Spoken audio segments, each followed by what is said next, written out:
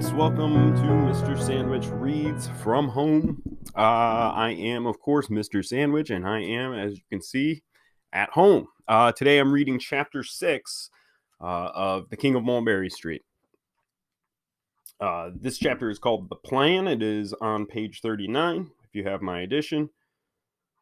Let's take a look here. Again, I'm going to go back to the last paragraph of the last chapter. I stood dripping, my new shoes soaked. Before I could think straight, I raised the back of my forearm to him, fist curled tight in the angry gesture every Neapolitano recognized. So here, Beniamo, who is now going by Dom, they sort of give him a sudden rinse off because they're saying, you're stinky. You're not smelling great. And unfortunately, his new shoes that his mom gave him have gotten soaking wet as well. He responds with a sort of a fiery temper, which is clenched fists, ready to swing, could get him in trouble. So here we go. He is still on the boat. He is now Dom, and this is Chapter 6, The Plan. I sat on the deck cleaning squid for Ricardo, the cook. I didn't like squid. They weren't kosher.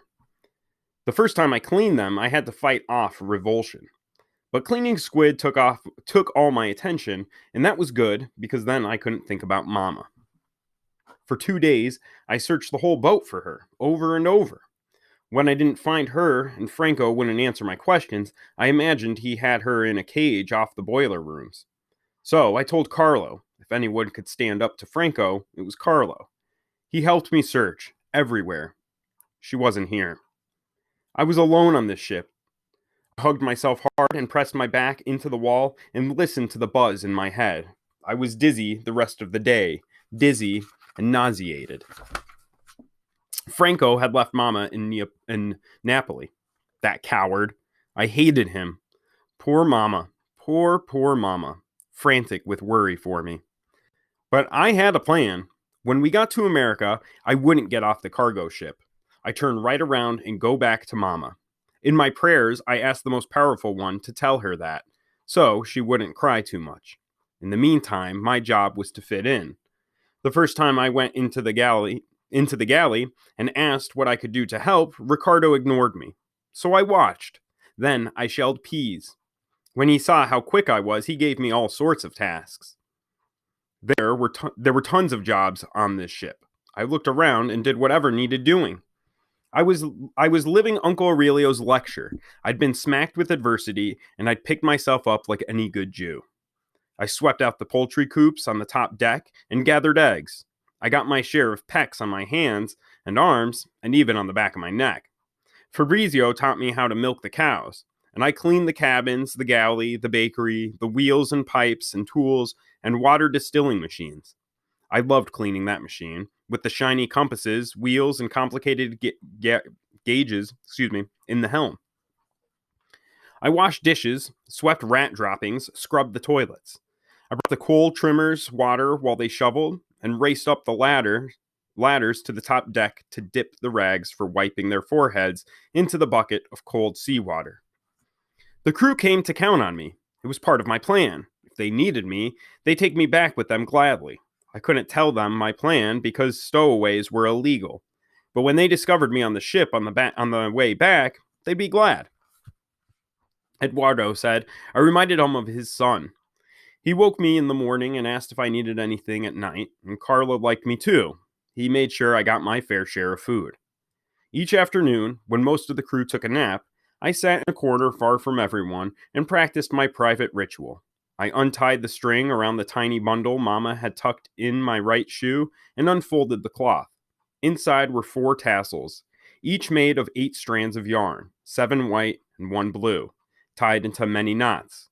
The first time I opened the bundle, I recognized them instantly. They were holy tassels, zitzit. I wouldn't have to look that one up, make sure I'm pronouncing that. From my grandfather's prayer shawl. I held them and let memories wash me clean. My grandfather, Nono, had a beautiful prayer shawl, a tallit. My uncles had beautiful ones too, but theirs were combinations of blue and greens and yellows.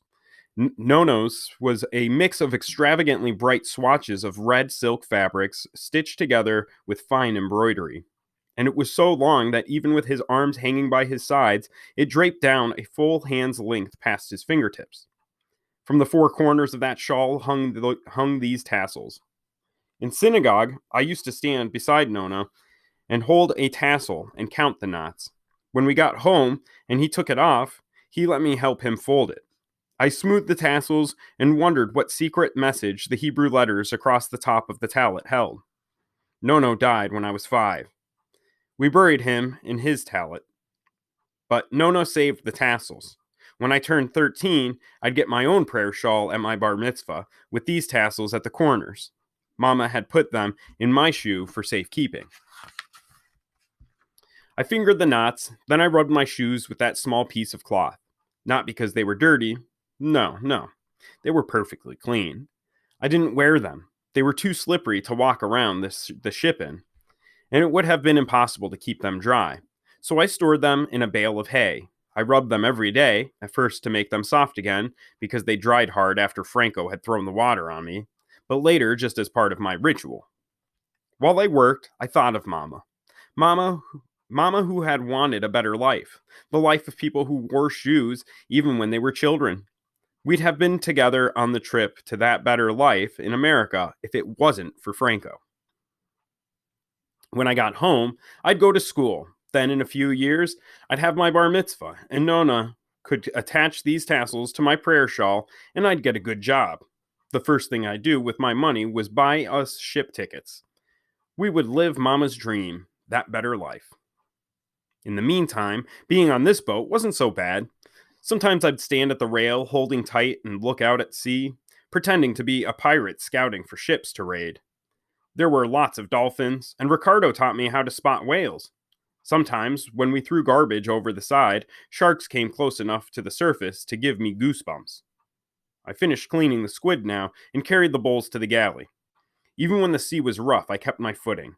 All it had taken was one storm to teach me perfect balance. The crew usually ate out on the poop deck, where I'd had my first meal with them.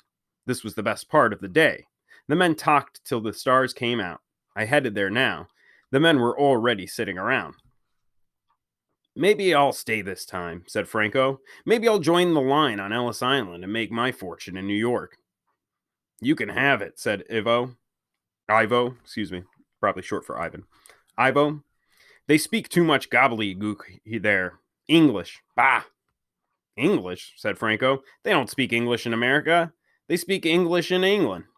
Shows how much you know. In New York, they speak English and German." "And Irish," said Carlo. "What are you, all idiots?" said Ivo. "Most Irish people speak English, just in a funny way, like the people from Avellino speak Neapolitano funny." "Nah," he said. "You can have New York. You go ahead. Sound like a dumb immigrant your whole life, with everyone laughing at you. I've heard the ship officers talk about it. People even laugh at them when they go into town. For me, if I was going to jump ship, why, I'd go to South America any day. They speak Spanish there. It's like Neapolitano, I hear. It's easy." "Or Africa," said Salvador. "In Tripoli, they respect Italians so much, they learn Italian rather than making the Italians learn African. That's where I'd go." All this talk of different languages was news to me.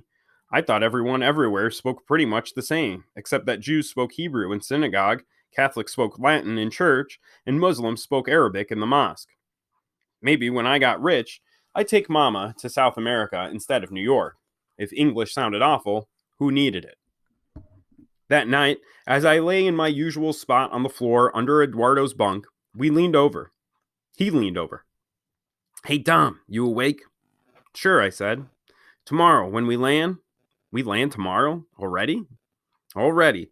We're 10 days overdue. Already, we're 10 days overdue because of those storms. Anyway, when we land, you have to stay out of sight in the bunk room till I tell you. I'll find a way for you to sneak off, but you have to be quick about it. The captain said we're leaving the same day we arrive because we're so far behind schedule. So you have to do what I say when I say it. Understand?" "Yes." "Do you have people waiting for you in New York?" "No." "That's what I was afraid of." He gave a brief whistle. There are plenty of kids on their own in America, but it's hard. Harder than in Napoli. Head for Mulberry Street. Why? That's where Neapolitani live. You'll understand them. Know what's going on. I have a cousin there, but he's a son of a gun. Otherwise, I tell you to look him up.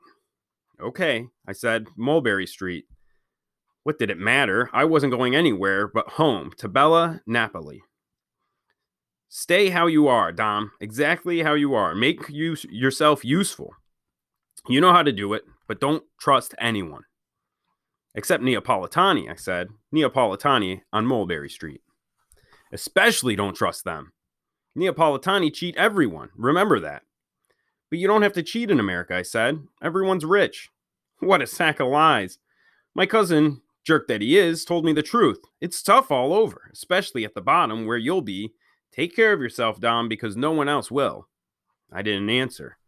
In Boca al Lupo, he said, in the mouth of the wolf.